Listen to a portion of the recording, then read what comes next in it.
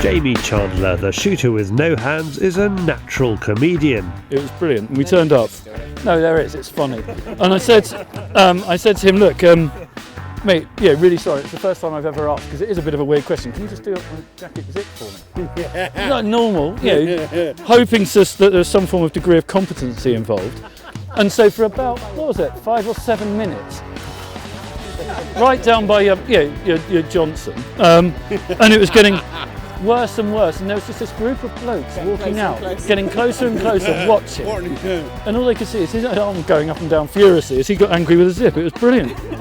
That makes him a great host for a morning's clay shooting. We are at EJ Churchill in Buckinghamshire, one of the smartest clay grounds in the country, and airgunner Jamie is entertaining a couple of people from airgun manufacturer BSA who have incredibly not shot anything louder than Ting Pat. There's a lot of love for BSA. Jack Pike has sent up some clothing for everyone to wear. I got 1 out of 6, just clipped to the one. I'm shooting a little bit over apparently, but yeah, good fun. I expected more of a kick than I got. 1 out of 6 is good. Even hardened pro Jamie is struggling. Oh, knickers. Over the top, sorry. Yep. How many get? Yeah, that's better. It's having a good effect on another guest from BSA. It is. Did you enjoy it? Very much so. It's been great. For instructor John, a lot of it is in inspiring confidence, and that, he says, comes from cartridge choice. EJ Churchill uses exclusively game ball cartridges for both its clay shooting and the game shoots it organises. Oh, the game ball ones we mainly stick onto the ground is 21. They've got 24 and they've got 28. It depends on who's using them, especially if a lady, slight lady, might want to slide a cartridge. Mainly see that the person is getting the accuracy they want from a cartridge, or if they don't, they change cartridges. And it's better if you stick with one cartridge you like all the time, stick with it, and it will come all together. Another guest here today is Sporting Shooter magazine editor Dom Holtam. Yes, shooting can be expensive. By the time you bought a lovely shotgun, all the matching gear to go with it, you've joined a shooting club or a game shooting syndicate. Yes, it can be expensive, very expensive.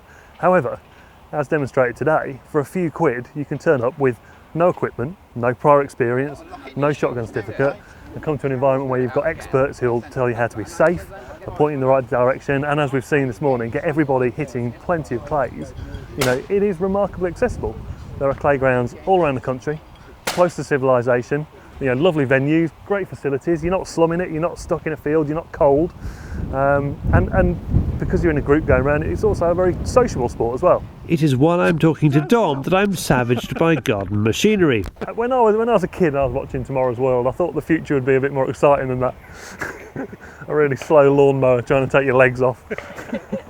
Now this is EJ Churchill, so don't be too surprised if a star or two is shooting here. Former motoring journalist Dom spots one and practically mugs him for an interview. So we've got F1 superstar Valtteri Bottas, who has been in the magazine before. We know he's a bit of a shooting fan, and you've been here with Beretta, and you've got quite a special gun with you here, Valtteri. Can you tell us a bit about it? Yeah, so this is my DT11, which I got end of last year. Went to the Beretta factory, got it fitted. So yeah, I really love it. I shoot well with it. Yeah. And just a bit of fun today, and a bit of photos for Beretta, with Mr.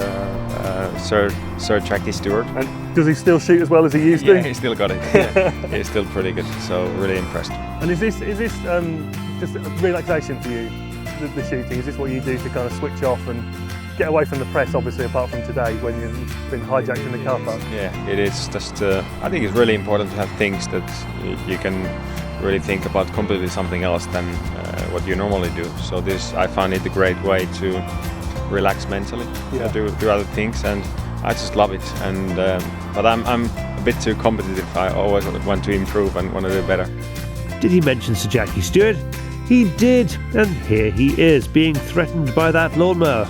Oh no, I don't think shooting's difficult to get into at all. There's so many shooting schools now, clay target shooting. I started with my clay pigeon shooting long before I did any game shooting.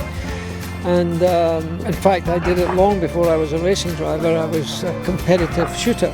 So my shooting life has been forever, really. My grandfather was a gamekeeper, My father was a great shot and a great angler, so I've been shooting all my life almost. They're here with Franco Beretta, one of the bosses of the famous gun company. Naturally, with Beretta, we think that shooting it's a great experience of the life of any person, men's and women's, because this is one of the good things that we are seeing in a lot of parts of the world, that a lot of women are approaching our industry, our passion. And so we love this, because until some time ago maybe it was seen as the men's club. Now, on the contrary, everybody. Women taking up shooting, well, this is EJ Churchill, and who should we spot in a corner of the cafe but one of the UK's top women shooters here for a practice. BBC Young Sports Personality of the Year, Amber Hill. I was 10 years old when I started, so I'd never even heard of the sport, but my granddad used to do it a bit on and off, just at the weekend purely just for some fun with his friends. So I decided to come along with him, and I didn't actually realise how many shooting grounds there are, which were actually very local to me. But I suppose it's just where to actually start with the sport, with something you've never actually heard about. Shooting is generally easy to get into, but Jamie had some problems. Like most people, you start with your father showing you how to work and taking you out and 20-bore AYA side by side, which is a wonderful introduction, although difficult because of the double triggers and the bruising it used to cause on my hand, which I never could tell my dad about, so I always felt quite bad considering his enthusiasm. But then as I got older and started looking into getting my own shotgun certificate, I had a few teething problems, shall we say, over 25 years, based on a misconception, mainly by very well-meaning members of the police force, etc., giving me advice saying it's not worth trying, you've got no hands, it's a risk of some sort. And my own naivety, which is odd because I don't really suffer that terribly, but having people wonder, or believing this to be actually true, which it's not.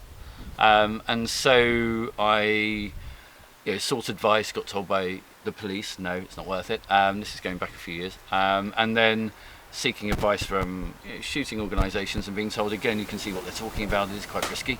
Basically being forced by my brothers into applying for a shotgun certificate when they bought me a shotgun. So I actually had to go through the process. If people in authority, or people who should hold authority, say to you, no you can't, you believe them. Now I believe that not everybody knows everything. Jamie even finds shooters who get it wrong. They will come jogging over to speak to one of my co-shooters and remind them of how difficult it is for me to do something.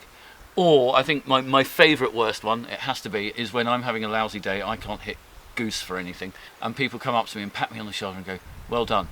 And they mean it sincerely, but I've just done the most lousy thing. I've had the most lousy day shooting ever. Using a non-adapted gun, with the trigger guard being my resting place, is actually quite unusual, and they can't figure out how they do it because obviously they're holding forehand. Back on the ground with the BSA gang, and one of Jamie's mates has brought along a BSA shotgun. It grabs Simon's attention. Well, it's an old BSA side-by-side. Yeah. Not quite sure of the model. It's been in the family for a couple of generations. It looks around about 1920, so maybe a bit older possibly. But I think it probably is from the dating I've done online, yeah. Yeah, it was my father's, who was never much of a shot, to be honest, which probably explains why it's in good nick, because it was never taken out of the cabinet. Yeah. But, yeah. Fantastic. I love it. I never used to go on with side-by-sides, but I just picked it up, shot well, and I've refused to use anything else since. Yeah, I've got Berettas in the cabinet and all sorts. Really, I love this thing. Fantastic. I think it's absolutely great, Yeah, I need to go get it refurbed soon, I think. Is Simon inspired to restart BSA shotgun making? Well, I think it's something I've got to put towards my MD, and I think it could be back on track in a couple of years, yeah. You heard it here first. Lisa, can you confirm that BSA plans to take on Beretta? No comment. No, thought not. Details of all the companies we referenced in this film's description. But most important, if you know someone who wants to take up shooting and who hasn't yet tried it, just tell them it's easy. I always have a theory that if I can do it, anyone can do it.